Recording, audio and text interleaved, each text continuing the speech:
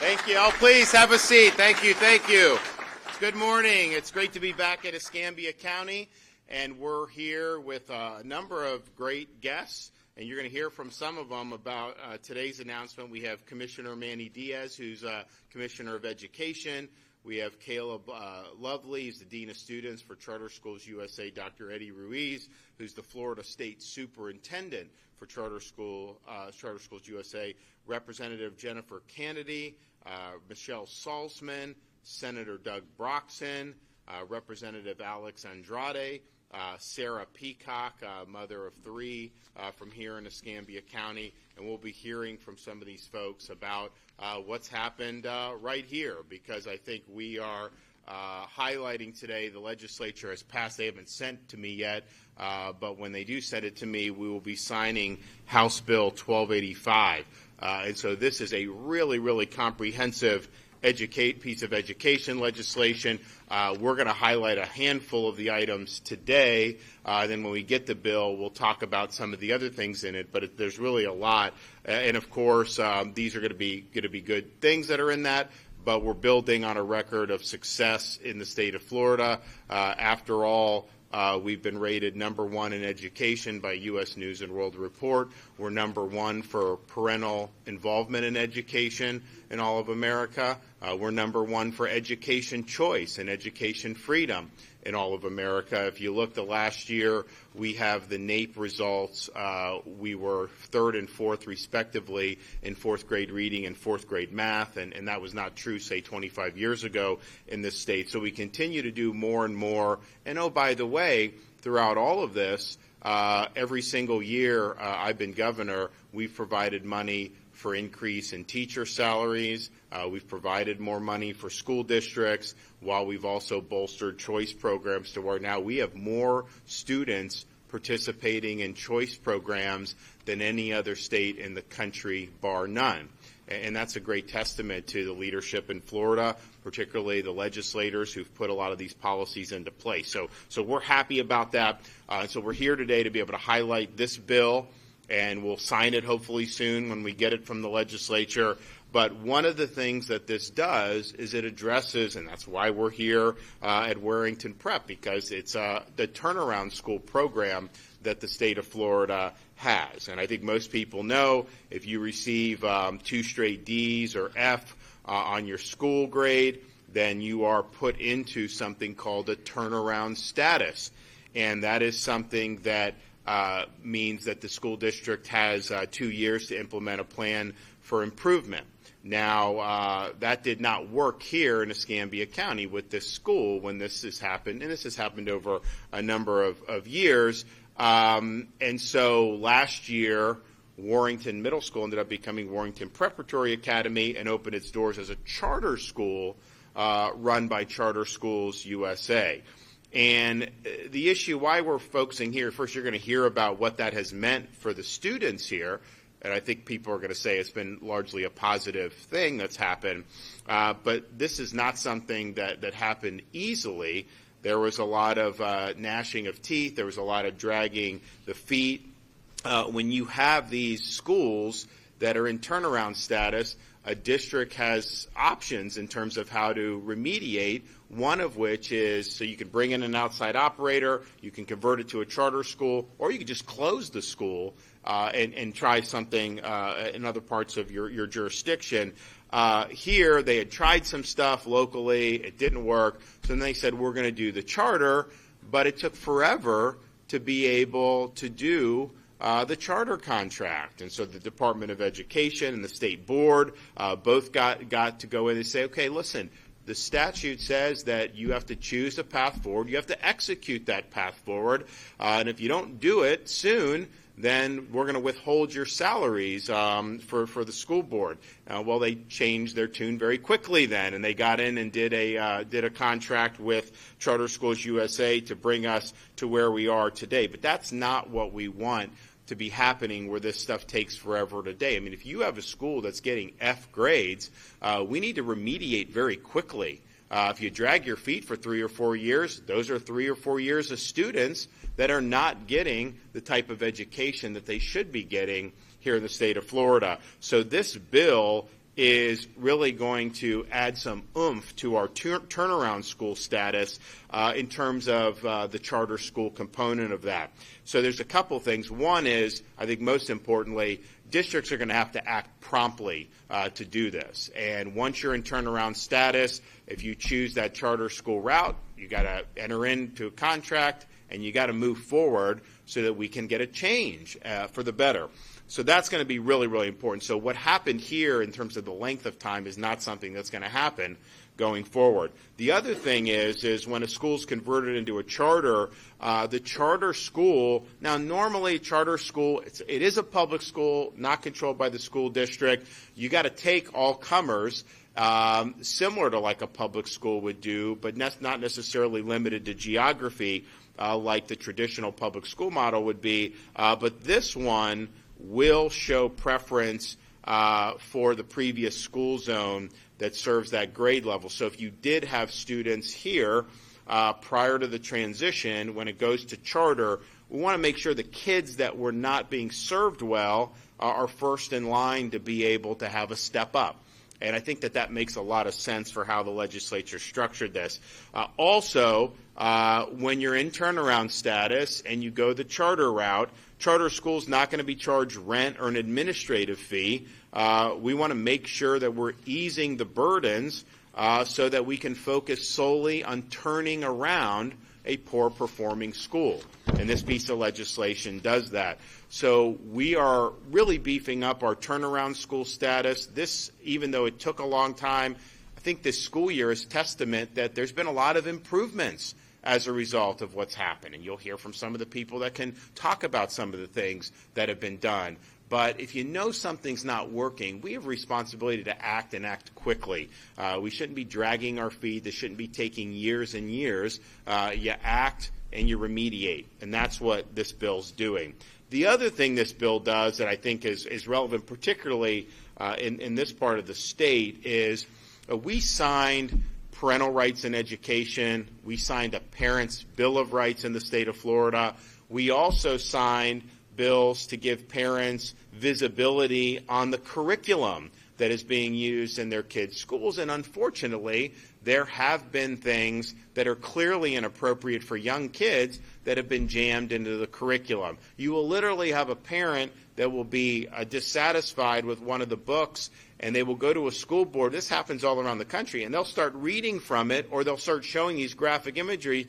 And the school board members, oh, you can't do that here. That's inappropriate to be doing in a public forum. Well, if it's inappropriate to be doing at a school board meeting, how is it okay to be done in 6th grade? I mean, give me a break. So parents have done this, and it's important that we give parents the wherewithal to make sure that what is being done in our schools is both age and developmentally appropriate. And we're going to continue to do that. You should not be having books in these schools, particularly in younger grades, that are sexually explicit, that are promoting ideology like gender ideology. We don't believe you teach a kindergartner that they can change their gender. That's just not appropriate. That's not what parents want to be taught in our schools. So that's where, and here's the thing. When you're trying to shoehorn all this nonsense in, then why aren't you focusing on the things that really matter for the schools and for education? I want kids to be reading and writing. I want them to be able to add, subtract, do all the important pillars of education. And when you're getting involved in these other tangents, you by definition are not doing what you need to do in those other areas. So that's important that the parents have a seat at the table. It's important that they're able to lodge objections when you see some of this stuff filtering in. And it is done intentionally, and it is part of an agenda, and that's wrong. I mean, schools are there to serve the community. Schools are not there for you to try to go on some ideological joyride at the expense of our kids. So we want to have that. We think that's important. At the same time, the idea that someone can use the parents' rights and the curriculum transparency to start objecting to every single book to try to make a mockery of this is wrong. And you've had examples where books were so put under review that are just normal books that have been in education for many, many years. You had a situation down in another part of the state of Florida where you had some teacher was being very passive-aggressive, was trying to say, oh, parents' rights bill, I can't have any books in school, covering up all the books. That's performative. That's political. You're trying to be an activist when you should be trying to be an educator. So this bill addresses that. It ensures that we prioritize parents with children in the school district. But what we're saying is, look, if you don't have kids in the district, it's not that you're a taxpayer, if you're a citizen, you have an interest in there. But clearly the parents, I think, have the most significant interest. So if you're a parent with kids in the schools, then you can do similar to what's been under the legislation. If you see something that's age or developmentally inappropriate, you can raise an objection to that. If you don't have kids in the school district, you still are a citizen. You still can be interested in education, but you're going to be limited to what you can be objecting to. You can raise an objection, and these are limited to one a month, because what we found is you have activists that are going in there and they're objecting to everything under the sun. And it's from all ends of the political spectrum. There's some people that really think all these books that have been in school are inappropriate. There's other people that know that they're appropriate, but are trying to act like Florida does not want these books in. So it's all part of an agenda. So this is really ferreting that out. I know Escambia had a lot of books that should not have been under review that somehow were. You got to use some common sense on this. We had for many, many decades, school was school.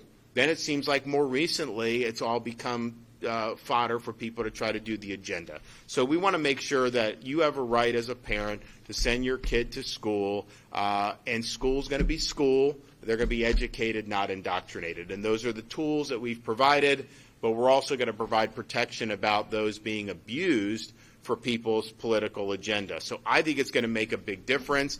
I don't think small school districts in particular should be inundated with a lot of these frivolous objections. People, some of the books that are objectionable when if you put it on the screen, it will not, the news will not put it on the newscast because it's too inappropriate to put over the airwaves. That's a pretty good test. If they're not willing to do that, then it's probably not something that should be in sixth grade. But on the other hand, you have so many things that have been part of education for so long.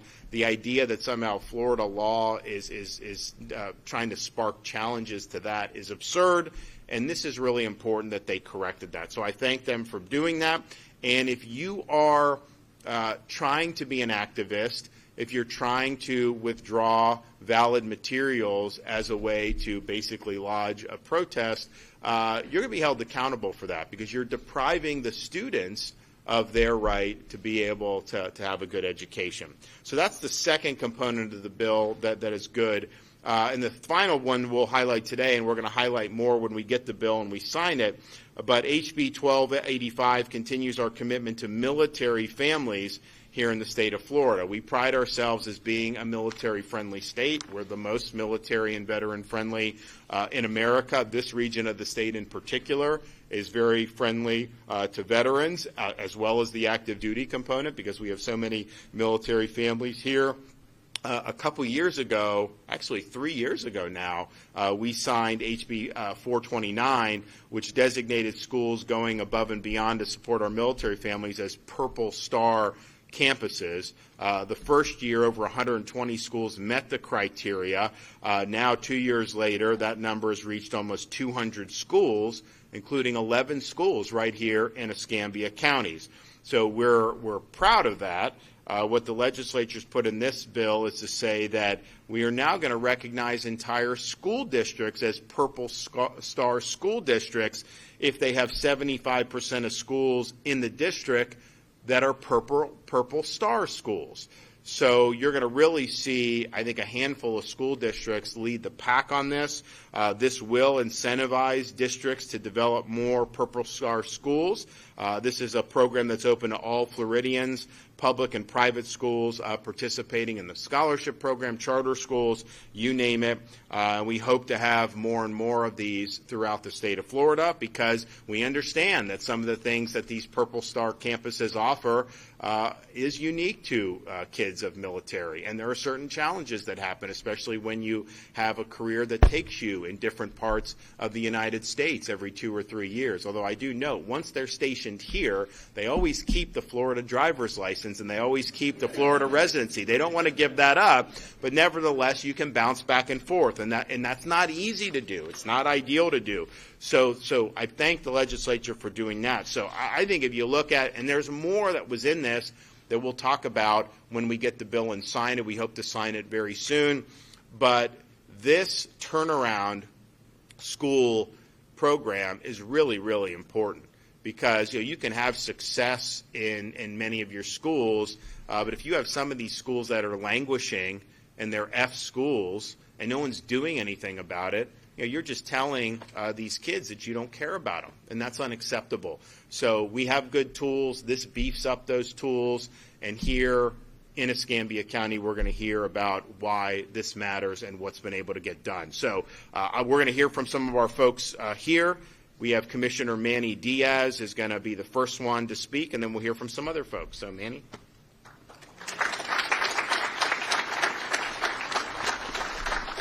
Thank you, Governor. And like you said, in Florida, we're tasked with serving all students, not just some students, and we're committed to taking swift, positive action when our schools are in peril. And it's so great to be here at Warrington today, because the last time we were here, I was here, and I was fortunate to be here with Senator Doug Broxson, Representative Andrade, Representative Salzman, and I want to thank you for continuing that sense of urgency through that process to make sure to get us where we are here today. And this experience has shown us that we needed to make some changes, because at the end of the day, it is important that we have the ability to have this be a quick and a swift process, because as the governor mentioned, a school languishes in turnaround and in a failing status, and that could be an adult problem. But at the end of the day, we have to focus on the students. And what happens to these students who are sitting for years in a failing school, not getting what they need? They do not get that time back. And so, again, I appreciate the cooperation. I look forward, Superintendent Leonard, to working with you. I know you took over after the process started, and we are very happy with the partnership with Charter Schools USA here, and we look forward to this becoming an incredible school, an incredible opportunity for all the students in Escambia. Today's legislation spells out the responsibilities of a school district when implementing the turnaround plan for a failing public schools that closes and reopens as a charter school. Once a turnaround school is reopened as a charter school, the school district must continue to operate the school for the following school year, and a district must execute a charter school turnaround contract no later than October 1st. So school goes into turnaround, they choose this option, and they have to execute the contract October 1st of the year that they're still operating the school, to assure that they have the partnership with the charter school that is coming in to have a runway to prepare, to evaluate, to see what the changes that need to be made, what personnel changes, what facility changes. I know a lot of facility changes Upkeep has done here at Warrington, and that's very important, because we don't want the charter school taking over and starting with a very short runway. During this period, charter schools will have the opportunity to evaluate all of the programs and personnel and assigned at the school in preparation for assuming full control July 1st. So the next July 1st, after the October contract is signed. The district may not reduce or remove resources from the school at that time. It's very important that we give the operator the opportunity, with all the resources are there, to make that evaluation, to be able to see what programming and what personnel are kept. Also, this enshrines in statute what was done in the contract here, which is you had a school that was in the turnaround process, in the failure process, and you had students that didn't know where they were going to go. Like the governor mentioned, charter schools are open enrollment. This makes it so that we make sure that the students are in the service area, within the geographical service area, have first preference to remain at the school once the charter takes over. This ensures that there's a fair and timely process that is efficient, and parents aren't scrambling to figure out where they're going to put their child. Now, it doesn't mean they don't have other options. I know there are, in this case, there's other open enrollment options, but if parents want to stay in their neighborhood school, once the transition happens, it's allowed. In talking about the book challenges, it protects the process for parents to object to inappropriate books in their child's school. Let me be clear, no pornographic materials belong in our schools. That is what the governor has been saying all along, and we have continued to harp on that. There's this false narrative about banning books. No, what we're looking at is removing books that don't belong in a school. But as the governor said, and thanks to this leadership, we've been able to make this change in this bill to make sure that we're not abusing the process. If you're a parent, by all means, you have all of those challenges at your disposal. And now the parents are thankfully paying attention to what's going on in our schools and what books are on the shelves. You have the ability to do those challenges. But unfortunately, we've had people that have taken advantage of the current law to overwhelm districts with book challenges, knowing full well that there is nothing wrong with those books, just to create a narrative to be able to say that Florida is banning books, and quite often to attack our governor. And it's absurd. This brings us back to a process that allows parents and it even allows our taxpayers in the county where the schools are to have one challenge a month for up to 12. That'll make the process easier for the district to get through, because you can actually review the book in a timely manner and make sure that it gets back on the shelves or it is moved. And sometimes during this process, books may be moved levels, right? We don't put a trigonometry book in an elementary school, right? We can move books that don't belong for smaller kids that may be more appropriate for middle school or high school, and that doesn't mean that we're banning a book. So again, in Florida, we just continue to remain #1 for school choice, for education overall, and thanks to this governor for parent rights. And Governor, I want to thank you again for your leadership on this. Sure. All right, Dr. Eddie Ruiz from Charter School USA. Well, good morning. I'm very humbled and honored to represent our board and to represent Charter Schools USA in this work that has been a love for me because we've been able to see the work that we've been doing with our students. And first, thank you, Governor, thank you, Commissioner, and the State Board of Education for really your commitment to really not letting go of the failing schools that were out there, right? Not giving up on students. And so we fought through that. I wish we had the runway that we had, but we had about 60 days to turn around here and do all the work that we did. But we knew from the beginning that this was going to be a monumental task. This was going to be hard work, and there's no way that we could do it alone. We needed to come in together as a community to do this. And so the Department of Education has been a part of that. Keith Leonard and the District of Escambia has been part of that. And anyone else, we opened up our arms and said, who can come and help us lift up Warrington Prep? And a lot of people stepped up to help. The bill the governor is going to sign, hopefully here soon, around turnaround, will help future struggling schools to be able to get more streamlined fashion. We were the guinea pigs. We didn't get that right away. We've been getting help, but this bill will really open up the red tape that maybe is out there to get action down to where students need it and do what's right for students at the end of the day. The district, they've stood hand in hand with us during the process. Whatever you need, let's get it done, because they realize we're in this together, and it's about our kids here in Escambia County. So I appreciate that, and thank you for doing what's right. And then other partners that really have stepped up and said, hey, I raised my hand, let's partner together. And that's one, NAS Pensacola. They did a program with us for Starbase 2.0. They're here working with our students every 2 weeks, working with our 6th grade students on a STEM-based project. And so we're the only ones in the district that they're doing that with, and we are super excited to see that continue and progress towards the future. We received a large grant for Triumph Gulf Coast to help workforce education, not only for our students around certification, but helping our parents and our community. So we're excited to go on that venture, and I know David Baer is here with the foundation, so I appreciate us believing in us here at Warrington and our board to do the work that we're going to do here over the next 10 years.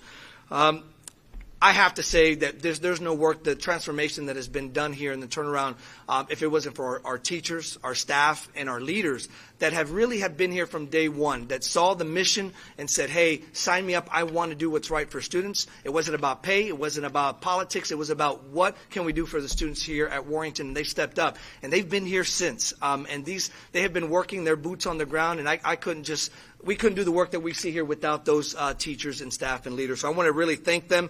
We continue to provide support and training for them, building the trust. There's a lot of trust that has to happen in this community, and we've been doing that. And we've got a long way to go. We're not there yet, but we are definitely moving in the right direction.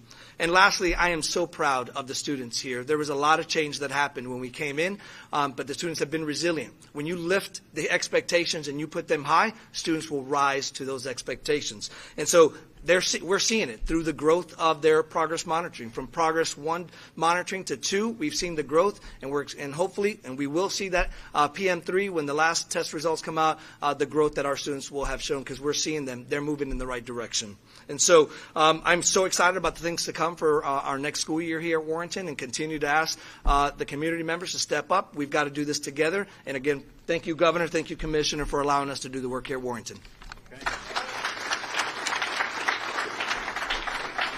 All right, Caleb Lovely, Dean of Students, Charter Schools USA. All right, good morning, everyone.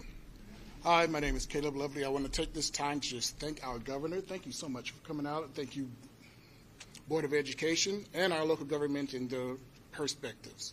I'm going to let you know that I've been here for 10 years. I was here when we were a public school with the Escambia County School District, and we will not negate the effort that Escambia County put forth for our school and our population. We pushed, and unfortunately we just weren't there, but I love the fact that we are now on a trajectory of growth and passion when it comes to making sure our students are prepared for not only success in their lives, but the future generations that's following. So, again, I've been here for 10 years. I used to be the band director. I'm currently the dean. I've worked in different positions here at the school, and I call this my home. These are not these kids, these are my kids. This is not this community, this is my community. And here I am to represent not only this community, but the growth and the future that we have for our students and for our parents and for our community members. I want to make sure that we understand that CSUSA did this in under 60 days. The growth that was taking place in under 60 days is exponential. I have a saying that actions speak louder than words, and when words fail, CSUSA stepped up, and they stepped into a part that other people considered to be not worth it. CSUSA stands tall and states specifically that we will not give up on our relentless commitment to students' greatness in school and in life, and they show it every day. Our superintendent is here almost every other month. We have representatives coming to make sure that our teachers are supported, our student is supported. We have Parent University who give out resources with our connections with our parent liaison. We are always committed to making sure our growth is there. We're going to make sure we see this hope in our students. Our students walk the halls with their heads high now. They say they have some place to go, and they have to get there quickly. And education is one of the biggest steps that they can take to achieve that and prove everybody else wrong. It is who we are. We get to tell our story. Everyone else kept telling us who we were. But now we have that opportunity in their platform to tell everybody who we are. We're going to show you in our data. We're going to show you in our efforts and our culture. And I am so proud to be a part of that transition. Regardless of what everyone says, we're in this together. Here at Warrenton, we have a saying that says, together we rise and we rise together. It is not us versus them. It is everyone here together making those steps necessary for the growth of our students and our community. Now, I will let you know that in those less than 60 days, there were so many heavy pushes. But the staff that stepped in and stepped up, their shoulders are broad. And I'm a big man too, and I can carry a lot.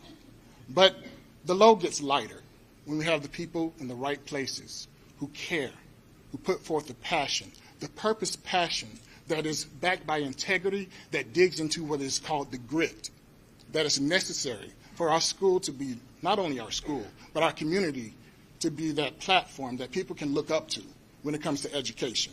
Not only education, but the change that is necessary for the educational process. And I'm just so thankful to be a part of that. Here I am, a dean in title, but these are my kids. This is my community. And I love the fact that our teachers get to do that. They get to do what they came to do as an educator. They're not just teaching a subject, they're teaching a whole child. They have a platform and a process and a program that is going to not only build them integrity and internal, but give them those steps and those platforms for our students to spread their wings and be able to reach beyond measure. As a person who's been in every type of system that said that I couldn't, I prove every system wrong. And that is why I'm here for our students. And every teacher who wants to be that type of impactful person, come join us. Be a part of the growth of greatness when it comes to making sure our students and our population can say, regardless of where I come from, I can get to where I want to be, and even reach further than that. Some of our students didn't know they had the capability to be great until somebody spoke into them. And so I beg and I plead that anyone who wants to be a part of that greatness, be a part of the growth, be a part of the greatness, join the Warrington team. It is not easy. My shoulders are broad. I'm a big man, I know. I'm on a diet, don't worry. But the more people we have to support, the easier the lift will be. So come be a part of the growth. Watch us grow. Watch us change what it means to be successful. So if you would take this time, repeat after me. Together we rise. Together we rise. And we rise together. We rise together. Now say it like you mean it. Together we rise. Together we rise. And we rise together. We rise together. So as we speak into our students and as we speak into our community, be a part of the change that is necessary for growth. It is not easy, and we're making those incremental steps, but I promise you, it will be worth it because every single student matters. And be a part of it. Don't talk about it, be about it. Thank you. Okay, Representative Jennifer Kennedy. Does anybody else feel like we've been in church? Have we gone to church? It is such a privilege for me to be here with Governor DeSantis, with Commissioner Manny Diaz. I want to acknowledge the great work of my partners in the legislature on this bill, Senator Danny Burgess. It was my privilege to carry this bill in the House. When I'm not in the legislature, I am a middle school teacher. I direct the RISE Institute at Lakeland Christian School. And I cannot tell you what it means to somebody who has spent decades in the classroom to be able to travel around the state and know that we have people who are as passionately committed to children all across this state. And not just those of us in the legislature, in the House and the Senate that care about this, the governor who is passionately committed. There are educators, there are school administrators, there are people all around our state who care more about what is good for children than what is easy for grown-ups. And when we all are focused on children, then we see extraordinary things happen. So I want to talk just for a second, in addition to what the governor has talked about and what the others have already talked about, I want to tell you just a couple of things that this bill does. HB 1285 prevents students with a disability from being placed in a dropout prevention program or an academic prevention, academic intervention program solely because of a disability. This bill is going to require that we treat students as the individuals that they are and make sure that they are in the best learning environment for them. And for those students that are placed in those academic intervention and dropout program, it's going to require that they have individualized learning goals, that we are focused on what they need to do in order to be successful, and we are passionately committed to their success. This bill also allows for specialized transfer degrees so that students who are in our state college system that want careers in STEM fields are going to be able to continue to get the scholarship dollars that they need in order to make those dreams come true, because it is about what is good for students, because what is good for students is what is good for our state. And when we see all of our kids rise, our state rises with them, and that is what we are about. So thank you, all of you, thank you, Governor. Such a privilege to carry this bill. Thanks. Okay, Sarah.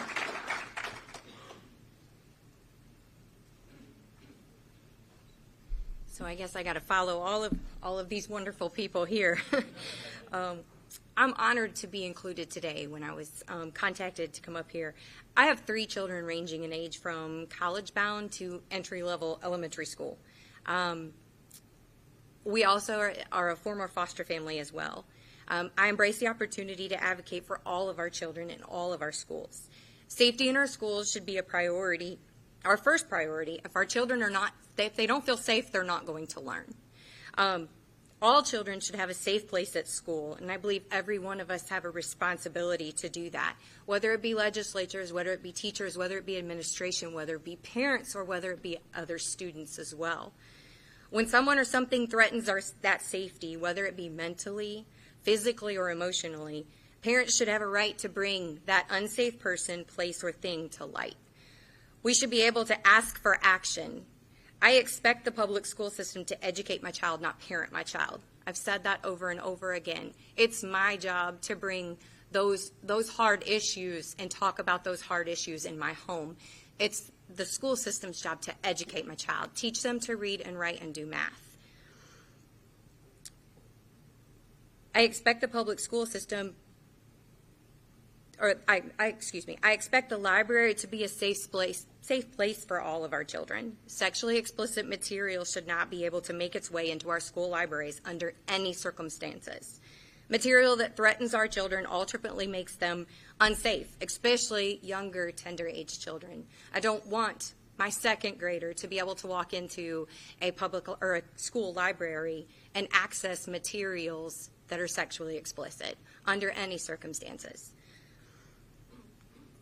I'm very thankful to a governor that is willing to listen, and I'm especially thankful for a governor that is willing to take action. Schools need to be a place to learn to read, write, and do math, not a place to be parented. That is my job. People that are using this action to further agenda have absolutely zero place in my child's school. School is not a place for agendas. People with agendas have taken what this was meant to be an avenue for parents like me to advocate for the safety of their children and made it into something that has created chaos for our teachers and our administrators, and I recognize that. That is not what this was intended to do. It is intended to keep our children safe from the sensitive issues that need to be taught at home, not at school. Every parent should have the right to raise their child in a safe manner, whatever that may look like. That's the beauty of living in freedom. By allowing sensitive reading materials in our public school library, that freedom is essentially being taken away from me. Materials that introduce sexually explicit and inappropriate material to my elementary age child is absolutely inappropriate and absolutely unacceptable. There are no circumstances where this would be appropriate. As for inclusion, just teach your child to be kind always. That was one of the biggest arguments that was brought to my attention with the book ban was, well, how are we going to teach children about these sensitive issues? Well, you don't need to teach them about sensitive issues because you don't have to know what a person is or how they live to be kind. Just teach your child to be kind to everybody. Just demonstrate kindness in your home. Teach them kindness in their ways, and we should never have a problem. I don't need to know anything about someone to just be kind. My oldest child is actually, we are a success story to the school choice, and I want to thank you personally for that because my oldest child, 2 weeks ago, last year he was able to transfer into a school that helped him actually be able to move on and further his dreams. He signed a scholarship to attend a 4-year private university to play baseball and to go on and further his academic needs, and we never would have been able to do that without that. So I thank you so much. I thank you for just being willing to listen and being willing to act on that.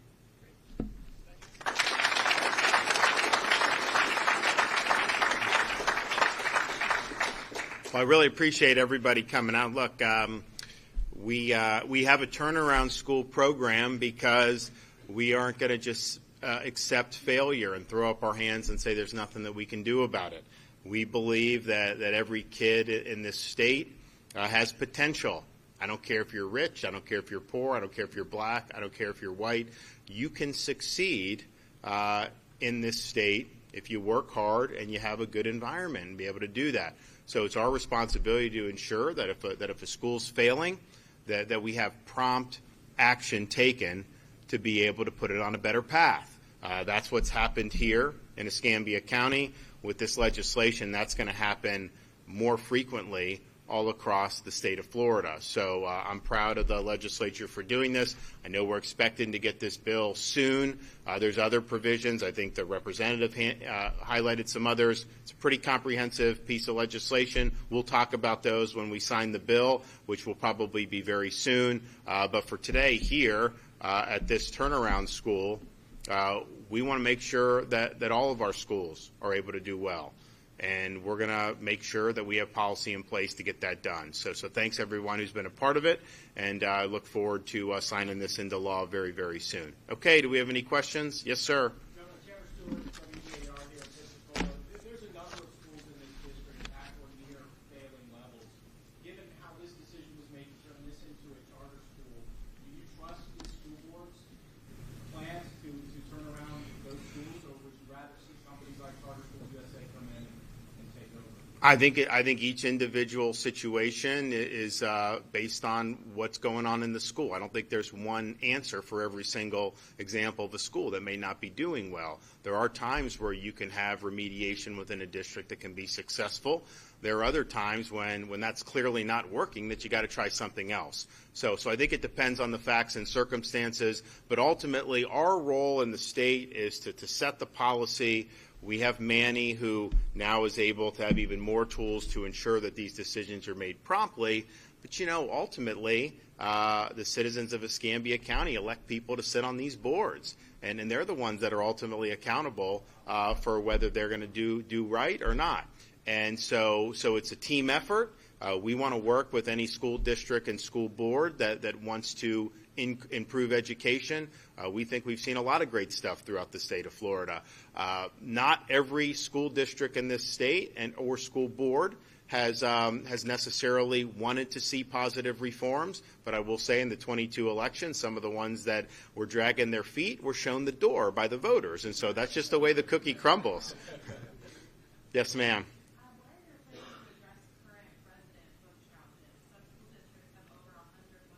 So this bill will do that. So basically, if you don't have a kid in the school district, you can challenge one book per month. And I think that will help short-circuit these frivolous challenges, because it's being done to create a narrative that somehow, oh my gosh, all these books are quote banned. No book is banned in Florida. The most grotesque pornographic books that are in schools that have been removed because they're not appropriate, you can go buy it at a bookstore. If that's what floats your boat, you're able to do that. But do not jam that down the throats of a 6th grade child. That's wrong. And it's wrong because parents don't want it. So let parents make those decisions and be able to do. But the frivolous book challenges need to stop. What's gone on in this county has not been something that the law has tried to do. In fact, just the opposite. So we want to make sure that hopefully look, in spite of the media, some of the narratives that get put out there, most school districts like Manny have almost no removals or very little challenges for this. A lot of the school districts aren't even messing with some of the nonsense that's being done. There are some that are doing. There's one in particular that's got some really bad stuff the parents are fighting, and I know the state's looking at what it can do. But my ideal would be that none of this, that no parent would have to go in and register an objection. When I was growing up, we didn't have books that were a problem. No one said anything. It was like you did normal school. Now all of a sudden it's like you're trying to pursue an agenda. So we're not going to do that. But just as it's wrong for a school district, an activist, teacher, a school union to try to impose an agenda on the students, it's also wrong for citizen activists or parents to do these passive aggressive false challenges to try to act like somehow we don't want education in Florida. So this bill does correct that. Now there was thought about, I know the legislature thought about, should we just say if you don't have a kid in school, you shouldn't be able to do anything?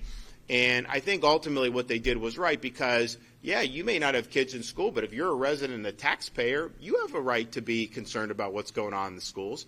I think that's an important part of the community. So to say that they can't be involved at all was probably too far. But clearly this has been abused. Clearly people are trying to pursue an agenda, and we're saying that is not consistent with the state laws or state policies governing these matters. I mean, the number of challenges should be very rare.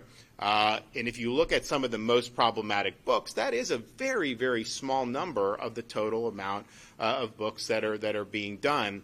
And so it's a small thing, but I think it's indicative of what's the purpose of education?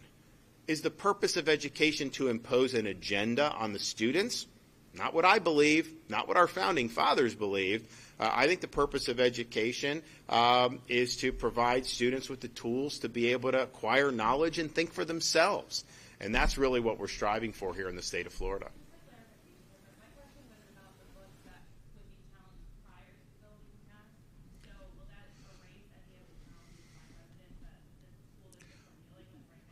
I don't think it necessarily would by the text, but I think that the issue is the fact that the legislature has weighed in like this should be evidence that how that was done was not consistent with the spirit of the law. And so let's stop playing games with all this.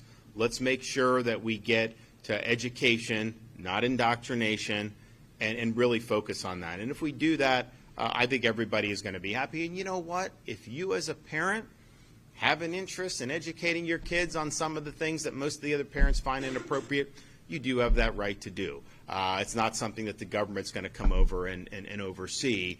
But the idea that a parent sending their kid to school should have to worry about some of the garbage that we've seen out there put into their school system, no, you shouldn't have to worry about that as a parent. You should rest assured, send your kid to first grade. They are not going to be told that they were born in the wrong body. That's in Florida. That is not going to happen. So let's just agree to that, and let's agree to have high standards and promote good education. All right. Thanks, everybody. God bless.